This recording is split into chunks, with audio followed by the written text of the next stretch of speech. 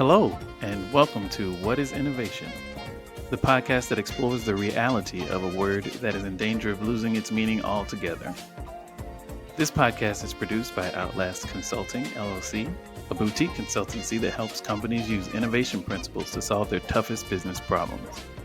I'm your host, Jared Simmons, and I'm so excited to have Marcus Sheridan. Marcus Sheridan is a digital sales and marketing pioneer. He is an international keynote speaker with a unique ability to excite, engage, and motivate live audiences. He also works with hundreds of businesses, helping them to become the most trusted voice in their industry. Marcus has been featured in multiple industry publications, including the New York Times, which featured Marcus as a web marketing guru, and Forbes, which named Marcus one of 20 speakers you don't want to miss in 2017. He is the author of They Ask, You Answer, and The Visual Sale, How to Use Video to Explode Sales, Drive Marketing, and Grow Your Business in a Virtual World. Marcus, welcome to the show. Thanks for joining us. Jared, my man, I'm glad to be here. We're going to have a good conversation. I don't doubt that. I have a good feeling about it. Let's dive right in. I like to start every show with the first question, the only question: what is innovation? To me, it's anything that is new or improved that helps. Mm-hmm. That's really it. It's new or improved that helps. Person, place, thing, idea, just go down the gamut. Yeah. So tell me, what isn't innovation? Well, that to me is the interesting one. And to me, what innovation is not is a regurgitation that doesn't make life better for someone or something. When you say regurgitation, tell me more about that. Well, there's a difference between regurgitating in a way that's not helpful versus saying something in a way where, although it may seem like the same idea, you said it in a way that the light bulbs finally came on for everyone else. And let me give you a perfect case in point. A lot of people have heard of Simon Sinek, Start With Why. And Simon, here's what's funny. This is a dude that is getting paid probably at this point now $100,000 per speech. Wow. And he did one of the top 10 TED Talks of all time. He talked about this golden circle. And inside that golden circle, there was why. And it's the what, the how, and the why. And what he did, he explained something that inherently everybody knows in a way, though, that everybody could understand it. So he helped the situation. So it wasn't a straight regurgitation because he put his stamp on what was just basic human psychology and human needs, in this case, in the workplace, so as to move your team to want to be a part of something bigger or special. But he didn't invent anything different. Right. You know what I'm saying? Yeah. I've written a couple books. This stuff that I say has been said before. I just happen to say it in a way that makes everybody say, dang, that makes so much sense. Why are we not doing that? It's viewed as innovative. It's not new, but it improves. It helps. It makes it better. And that's what makes it innovative. I see. And, I think you and I think we were talking before we started recording about, we come from sort of different perspectives on innovation. I grew up planning, building, developing things, marketers, salespeople, and went off and marketed and sold. The common thread, I think, between what you're describing and the way I grew up in the world of innovation is the separation between invention and innovation. I like that. And you don't have to invent something to be innovative. Great point. And the problem is a lot of people think you do, Jared, right? So they think, I've got to have that new technology. Right. I've got to have that new software. It's like, okay, let's look at Amazon. Is Amazon innovative? 100%. Change the world. What did they invent? Jack squat. Not a dang thing. Yeah. What Amazon did is they said, oh, guess what? You can return it. Hey, we'll send it to you really fast. That's not new. That's not new. So they invent squat. Yeah. Oh, good service. You tell me no one else has good service? Not new. Innovative? Yes. Absolutely. Mm. Because they made life easier for people. Very, very innovative. Mm. And that's the thing that people have to understand. When you get rid of obstacles or frustrations that people have, suddenly you become very, very innovative. Right. You don't have to invent a dang thing. Interesting. That's what's so beautiful about it. Yeah, that's a great point. It's almost about solving a new problem. You know, when you're talking about new and different, if you're solving a new problem, it doesn't have to be a new solution. The solution doesn't have to be new in and of itself. But when people feel like you're now solving a problem that hasn't been solved before for them, I feel like that's sort of when things get labeled innovative and new and different. That's right. And that's why to me, when it comes to, people say, well, how do we become more of an innovative company, right? Because everybody's Yeah. likes to throw Yes. that around. To me, it starts with a singular obsession, which is what are the questions, worries, fears, frustrations, etc. Mhm. of your customers, of your buyers. If you tap into those, unlimited, unlimited. Let me give you an example of what I'm talking about, okay? It's just a simple one from a call it sales and marketing standpoint here, Jared, right? Mhm. So for anybody that's ever read my book, you know that I started off as a pool guy. In fact, I own a swimming pool company. It went on to become one of the largest swimming pool companies in the world, right? Amazing. We became a manufacturer of fiberglass pools, and we have dealers and franchisees all over the country. Hmm. Now, we've done a lot of stuff that was considered really innovative, but we didn't invent squat. Now, one of the things that we did that was very innovative was we were the first manufacturer to come up with a pricing calculator for our website. Now, let's say, Jared, you're just thinking about a swimming pool, right? You're Yeah. like, all right, I think I might want to get an in-ground swimming pool. And you go online, you're like, man, it's hard to get some pricing around here. Like, how much is it? Everybody wants to know how much it is. Now, in my case, in the fiberglass swimming pool world, we're a manufacturer and then there's dealers. So as the manufacturer, we price the shell, but the dealer ultimately dictates the prices. So what do all the Right. manufacturers say? Oh, we can't dictate the pricing.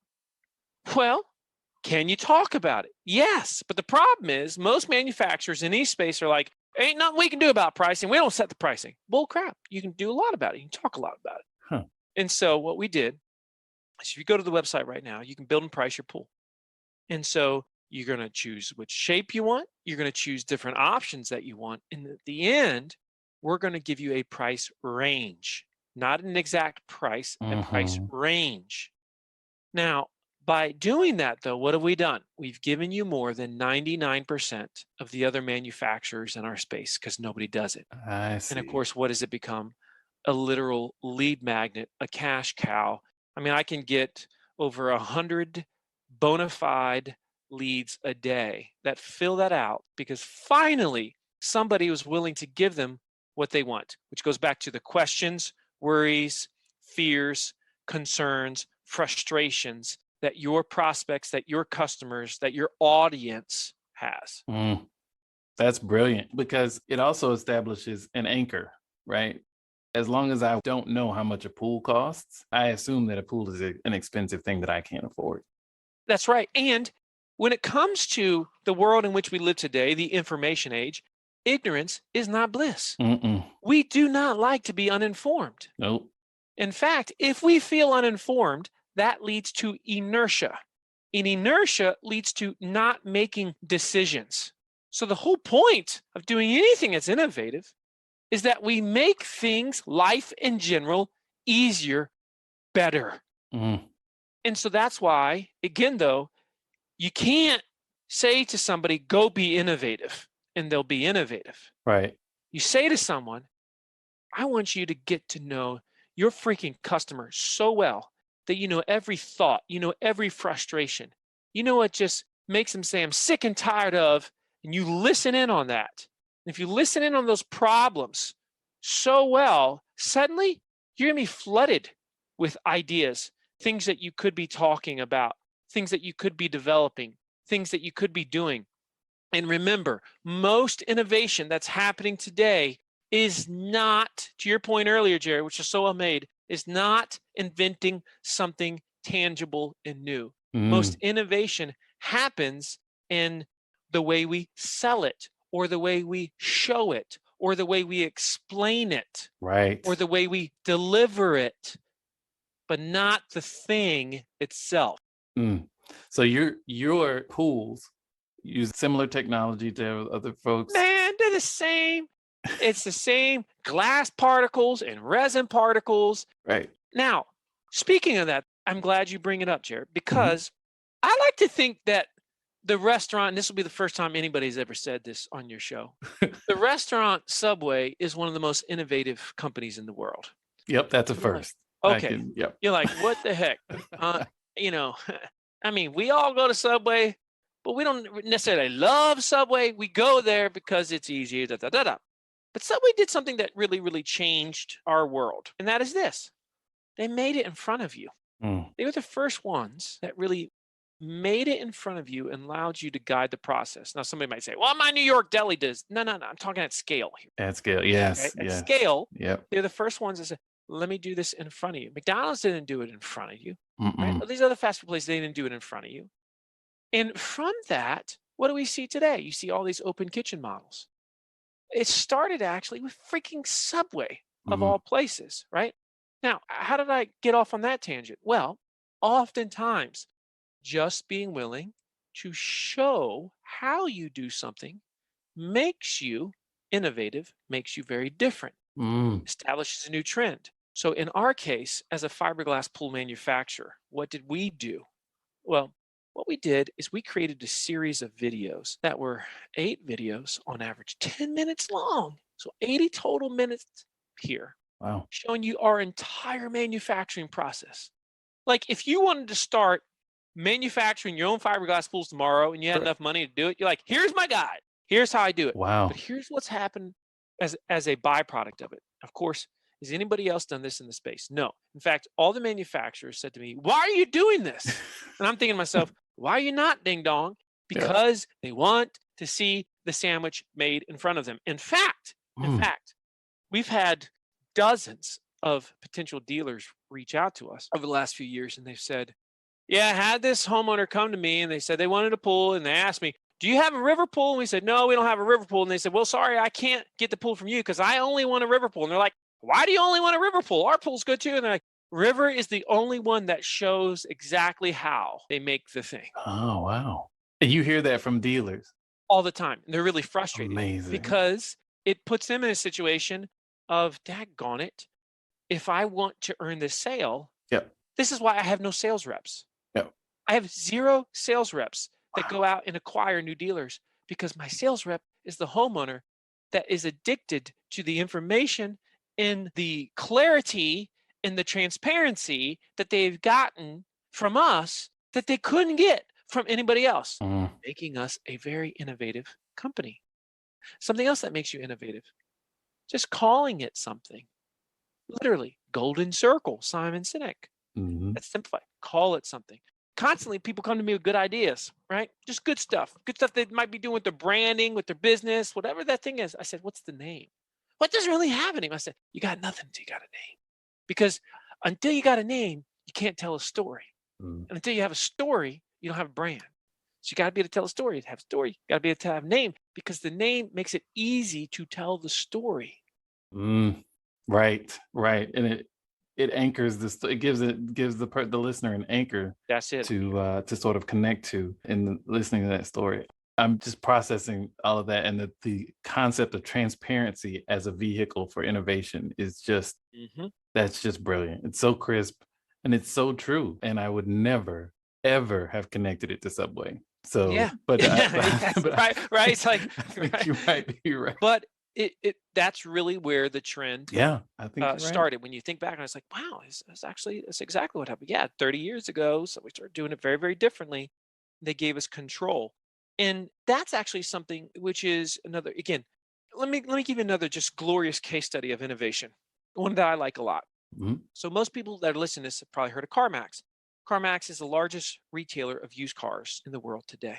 Now, has CarMax invented anything? No, they sell used cars. Thus, you don't invent anything as CarMax. Right. What did they do? What they did is they said when they were starting their business, okay, first of all, our industry screwed up. Nobody trusts us. Why does nobody trust us? So, well, there's fundamental things wrong with the industry. Remember what we said, Jared? Questions, worries, fears, frustrations, etc. Right? Okay. Mhm. So, what are the fears, frustrations, etc.? Okay. Well, they found out that most people don't actually like to haggle. They think haggling sucks. Negotiating the carve price sucks. They don't Yep. like it. It actually plants more seeds of doubt than helps in Mhm. the majority of cases. Right. So most people don't like that. Other major fear, people are afraid of buying a lemon. It's like, I don't want to buy a lemon. Other major fear is, what if I don't like the car? What if I have buyer's remorse? So those are the major fears. Right. I don't want to haggle. I don't want to buy a lemon. I don't want to have buyer's remorse. So they said, okay, is it possible to address each one of these things? So what do? They come up with this glorious, like 160-point inspection system that everybody claims to have. But the difference is, when you walk into CarMax, and they say, are you familiar with CarMax? And you say, no, I've never been here before. They say, well, let me show you the process by which those cars that you see outside qualify to be on that lot. And then they literally show you the inspection process and how it works. So now you have a relationship with it that's very different. Oh, right. Right. Also, they were the first major used car retailer to have haggle-free pricing. Price is the price. Come in with $1 less, you're not getting the car that day. Okay, doesn't matter. Price is the price. But they eliminated this whole idea of, oh, I need to go talk to the manager. Let me see what I can do. And Right. because guess what? It tends to be that most women are making that decision in couples, and most women hate negotiating. So voila, now all of a sudden, trust is increased through the transparency. And then finally, you've got the 3-day money back guarantee, which was crazy at the time. That is, yeah. Every competitor said, people are going to buy the car on a Friday night, go on joyrides on Saturday, and bring it back on Sunday. CarMax said, I don't care, because what we're trying to do is overcome the fears of our buyers. And they became so innovative by overcoming fear and not inventing a single thing. Mm. They did stuff that anybody could have done if they had ears to hear and eyes to see. That's innovation. Wow. That is a great example on so many levels. I really love the element of almost implied trust of their consumer, especially with the 3-day return. It's, the fear-based approach from the broader industry of, I can't let you drive this car. I can't let you take it through your normal routines. You take it off the lot, it's yours. Remember that, Jared? Take it off Yeah. the lot, it's yours. Yep. I love doing this with businesses. I love sitting down and saying, okay, what are the biggest fears people have when they're buying your stuff? Biggest questions or worries, fears. Make them write it down. And then we'll do a simple activity, step 2, which is, would it be possible to overcome each one? And if we had to overcome, if we were forced to overcome this, like if the fear didn't exist, what would the solution be? And here's what's cool. When you're forced to answer that question, in other words, it's easy to say, there's no way we could overcome that. Yeah, but if you had to, what would you do? If you had to, suddenly you have to think in terms of solutions Mm. versus why you can't. Now it's why you can. And by doing this, you look at it as like, you know what? Maybe we could do that. Or maybe we could at least overcome it 80% of the way. Right. Because is it possible that you still get a lemon at CarMax? Yes. But they've overcome 80% of it by having this very robust inspection process that they use, that they show, and therefore they've eliminated a lot of those lemons from the picture. Mm. The transactional trust kind of back and forth between each side in that is huge. And when you talk about sort of eliminating fears, addressing those things, and that mindset of what if you had to, it reminds me of a concept we used in consulting, or use in consulting, we still use it in our practice today, is what would have to be true. I love that phrase. Yes. Again, not invented, not some new and novel thing to say, but bringing that into the conversation, as you said, in these moments of innovation, really kind of unlocks a new set of possibilities. It also, I think, forces people, and let me know if you've seen this in your workshops and things, but I think it forces people to say out loud the silly things that are holding them back, to deal with those things on paper or in front of themselves. It's okay, well, if you push past your fears, what would this look like? Okay, then you have to look back and go, okay, well, what was I really afraid of? That's exactly right. That's exactly right. It's a beautiful thing. This whole conversation that we're having about transparency and overcoming fears, Yeah, this is really it's my obsession, man. Mm, That's why I love sales. That's why I love marketing. That's why I love communication. What we're talking about, I write a ton about it in my book, They Ask You Answer, which is just mhm. essentially, it's a book in our terms here, Sure. how you innovate your sales and marketing simply by obsessing over your customers' questions, worries, fears, concerns, issues. One last quick example here, because you mentioned consultant, made me think of something. One of the most innovative things any business could do that's listening to this right now is you can explain clearly cost, price, etc. of your product or your service on your website right now. Mm. 99% of service-based businesses don't talk about it. Yeah. Why? Because they want you to call and they want to talk about it. Now, you don't want to call, and you certainly, as the buyer, you don't want surprises. You want somebody to give it to you straight, to explain the thing. And so every company, every person, let's say a consultant even, is listening to this right now. Most time, consultants never give their pricing. They never give their rates. But here's what you could do at a bare minimum. Teach the marketplace. What drives costs up for, let's say, consultants or manufacturers or anybody for that matter? What keeps costs down? Why are some companies so expensive? Why are some other companies so cheap? And simply by addressing those four things, what drives costs up? What keeps costs down? Why are some companies expensive? Why are some companies cheap? Now, all of a sudden, you've communicated and taught your marketplace, your customer, potential customer, something that probably none of your competitors have talked about, which makes you viewed as very innovative. Mm, You've helped them. You've made the process easier, mm. process of buying that thing. Got it. I feel like I'm getting free coaching here, so thank you for that. Right? Of Right? course, of Everybody course. wins. All Yeah, boats rise. yeah. Now, as we're getting into talking about businesses and services and those things, talk to me about business to business versus business to consumer. Man, you had to go there, didn't you? I did. I did.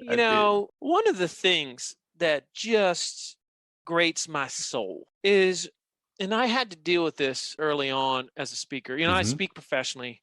I've given almost 1,000 presentations around the world. Wow. And when I first started speaking like 11 years ago, I'd have people come up to me at the end and they'd say, "This was really cool, Marcus, but we're a service-based business. Yep. I don't know if this would apply to me and my customers." Yep. I'm like, "Huh, interesting. Your customer's human too?" So here's the thing about this. All right. And this is why you always want to start with the principle of the thing. So, like what we've been talking about are really two main principles: transparency and trust. Sure. And so, if I said to you or anybody, is transparency and trust going to be important to your success as a business in 20 years? 99 out of 100 Mhm. are going to say absolutely 100% yes. Yeah, sure. Certainly they will. And so this is the thing that binds all businesses together. Trust. It's the fundamental building block of all business. And so when you lean into the principles, say, okay, when you obsess over questions, worries, fears, concerns, frustrations, all these things, and you address them somehow, some way, that makes you that voice of trust, Right. that trusted company. And that is timeless. That's not going away. When you're obsessed with the way buyers think, the marketplace doesn't pass you by. Mm. Industry doesn't pass you by. Because unlike Kodak, you're not sitting there saying, "But we invented this stuff." Right. Dumbest line ever, right? Right. You're saying, "Gosh, we better replace what we're doing because people want it to be faster. They want it to be easier." Do they want to buy film every time? No. But that's what they were. They were a film company. Hmm. And because they didn't have a different paradigm about what they were, they're a classic Mm. study of failure and Yeah. not success. They lost touch with the marketplace. Their innovation stopped because they stopped obsessing over what buyers really want. And they no longer were that voice of trust. That's exactly right. And there's so many examples of that. Oh, so many, bro. Because the leaders of the previous generation are always slowest to adopt what comes and adapt to what comes next, right? Yes. Classic example there is Henry Ford. Henry Ford, at one time, crazy innovative, right? He says, "Well, if I did what all my customers wanted, I would have come up with a faster horse," right? That's Hmm. one of his famous, Right. lines. Right. And then his other famous line, which people celebrate, and is actually what cost Ford and almost like they lost their business from it is when he said, you can have any color you want as long as it's black. And that was for the Model T, if you recall. Yep. Now, guess what? That meant his pride and arrogance was growing. He was no longer thinking, I need to evolve with the marketplace, listen to what they want, frustrations, etc.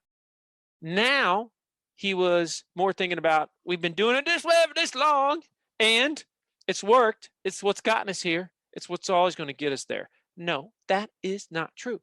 And it's becoming less and less true the more we're thrust into this digital age where change is so freaking rapid, bro. Yes. It's crazy rapid. Yes. So which means we have got to be obsessing all the time about these things. And we should start with ourselves, Jared, because when I came up with the framework of they ask, you answer, it was like literally I was like, okay, so here's what I'm going to do. I'm going to take all the questions that I've been asked over the years and I'm going to address them on my website. Boom, right? Oh my gosh, that's amazing. Been translated in multiple languages now, embraced by thousands of companies. I said, just take every question, worry, fear, concern you've ever been asked and address it on your website. Do it honestly, do it transparently. You'll become the voice of trust. Oh! That is so counterintuitive to so many people. And I mean, I'll put myself in that bucket.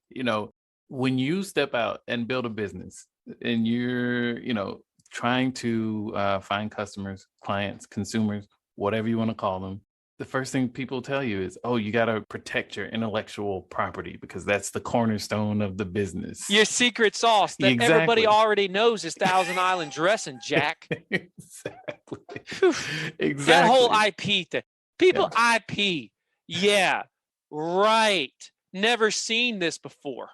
Man, I got to share one other quick story with you. Yeah, please do. Yeah. Now, not to beat this swim pool thing to death, but before we became a manufacturer of pools and we were just a dealer like everybody else, I remember saying one time, I'm tired of saying we've got the best fiberglass pool shell on the market, best quality, but yet nobody's ever shown how these things are made.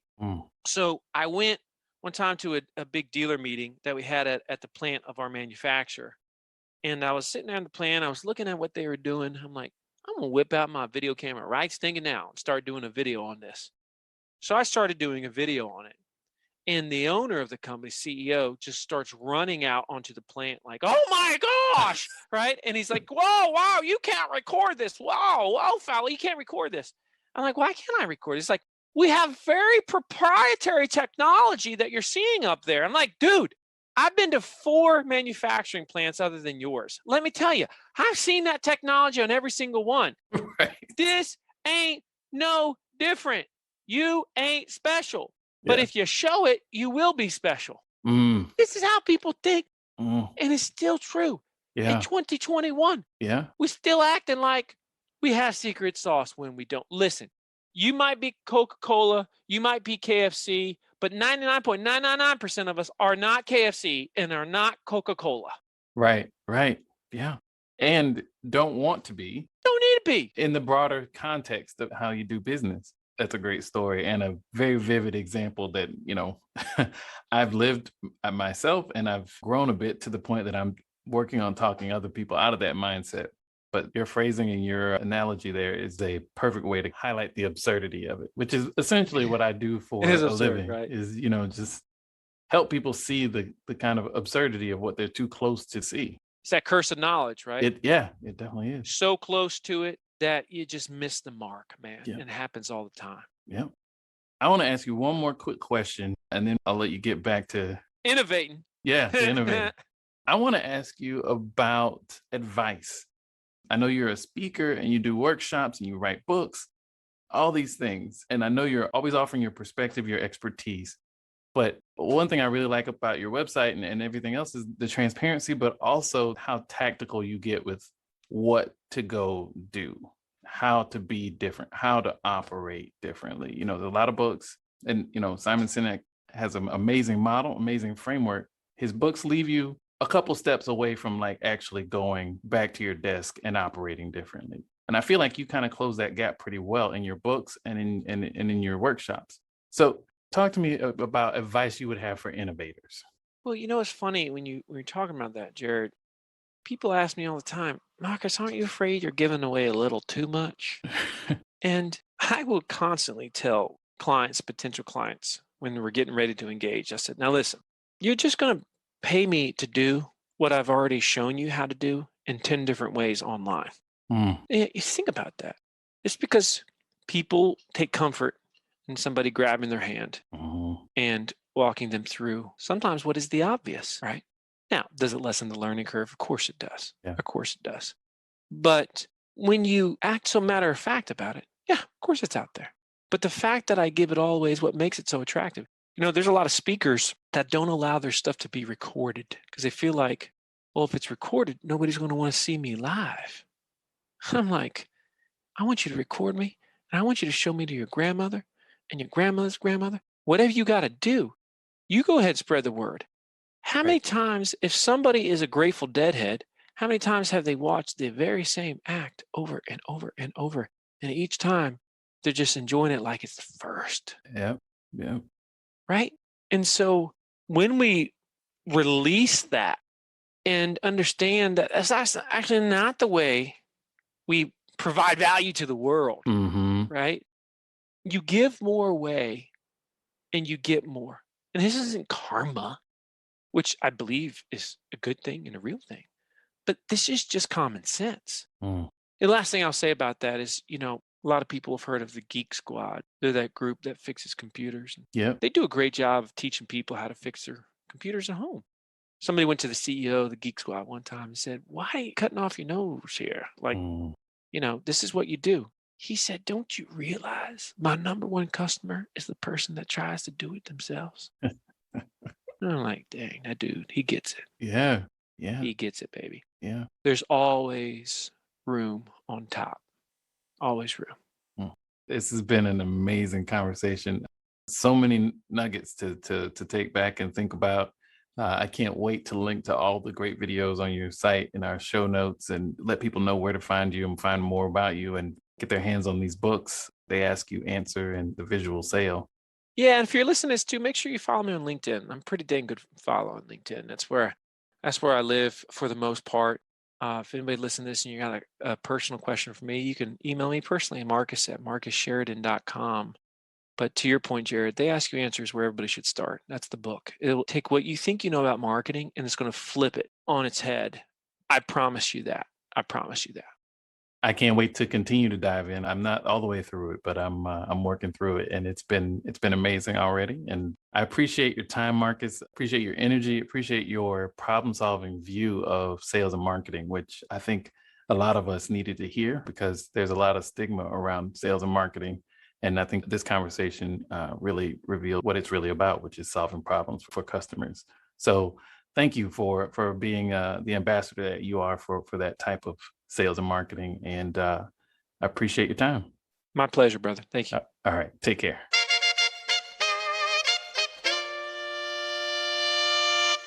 We'd love to hear your thoughts about this week's show. You can drop us a line on Twitter at Outlast LLC, OUTLAST LLC, or follow us on LinkedIn where we're Outlast Consulting. Until next time, keep innovating, whatever that means.